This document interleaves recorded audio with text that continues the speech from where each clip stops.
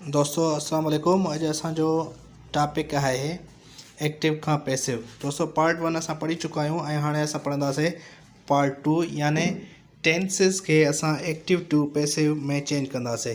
सभ खां पहिरियां असां ॾिसंदासीं असां वटि टेंस आहे प्रेजेंट सिंपल टेंस, यानी प्रेजेंट सिंपल टेंस खे असां एक्टिव खां पैसिव में चेंज कंदासीं, यानी फ्रॉम एक्टिव टू पैसिव। छा कंदासीं? प्रेजेंट सिंपल टेंस के एक्टिव का पैसिव में चेंज।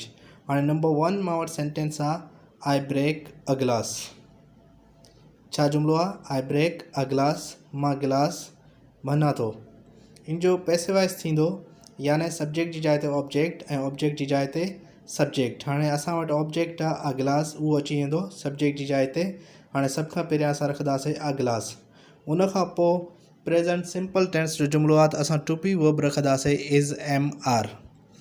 हाणे गिलास सिंगुलर आहे, इन सां गॾु असां रखंदासीं इज़। उन खां पोइ जेको आहे वर्ब रखंदासीं। वर्ब असां रखंदा आहियूं पास्ट पार्टिसिपल यानी third form of verb. Break जो थर्ड फॉर्म थींदो ब्रोकन। उन खां पोइ असां ॾींदा आहियूं बाय जो इज़ाफ़ो। बाय खां पोइ आख़िर में असां रखंदा आहियूं मी, यानी ऑब्जेक्ट जी जाइ ते सब्जेक्ट आयो।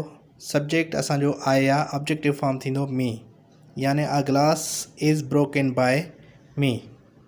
नंबर 2 जुमलो आहे डू यू सेल बनानास। छा तूं केला वेची थो?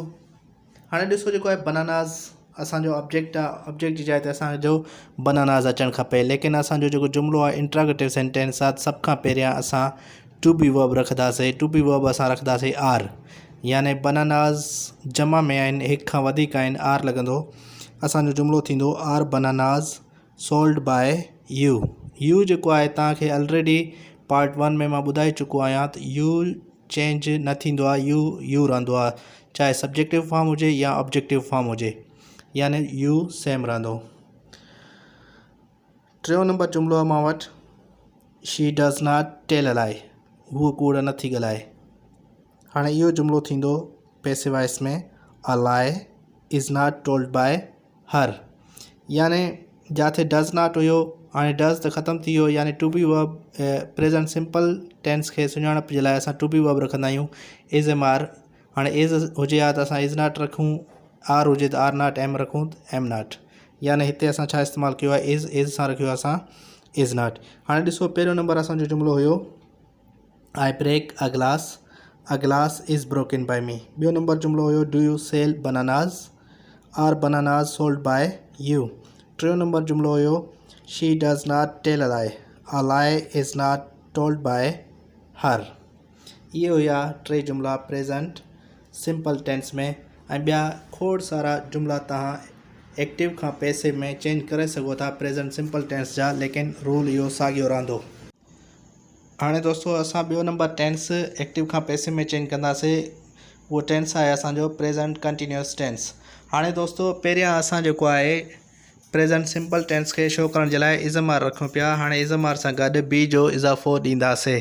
हाणे लेट सपोज़ मां वटि जुमलो आहे शी इज़ सिंगिंग सॉन्ग्स। हूअ गाना ॻाए रही आहे। हाणे इन खे एक्टिव खां पैसिव में चेंज कंदासीं। हाणे ऑब्जेक्ट आहे सॉन्ग्स खे असां पहिरियां रखंदासीं। उन खां पोइ असां आर रखूं था, छो जो सॉन्ग्स जमा आहिनि। Songs are being sung by her.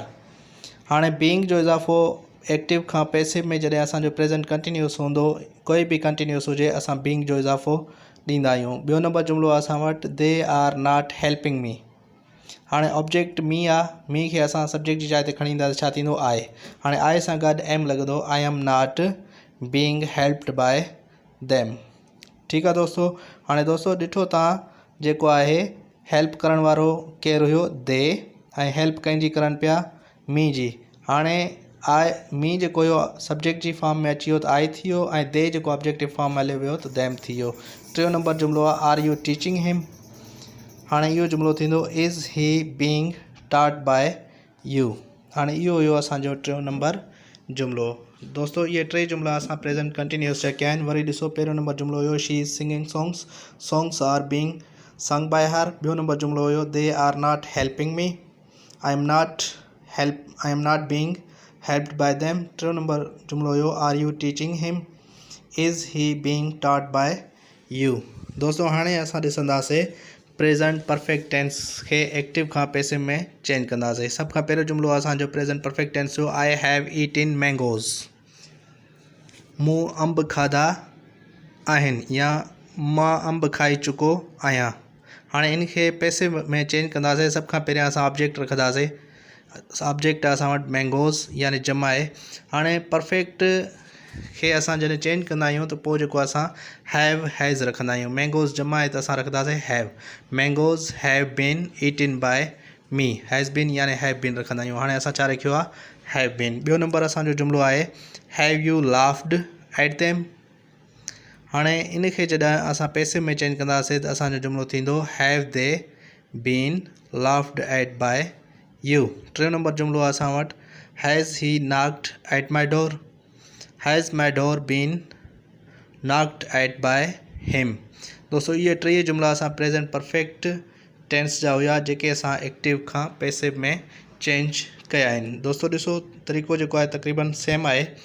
हाणे असां प्रेजेंट जा टे टेंस जेके आहिनि उहे असां एक्टिव खां पैसिव में चेंज कया आहिनि। ऐं चौथों नंबर रहे थो जेको आहे प्रेजेंट परफेक्ट कंटिन्यूअस टेंस।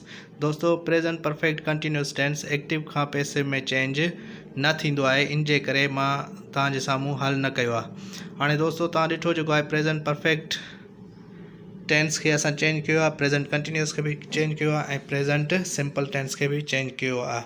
दोस्तों ॿिए वीडियो में मिलंदासीं पार्ट 3 सां गॾु इंशाअल्लाह। उन में असां पास्ट टेंस जा जेके जुमिला आहिनि उहो एक्टिव खां पैसिव में चेंज कंदासीं। Thank U very much for watching my video.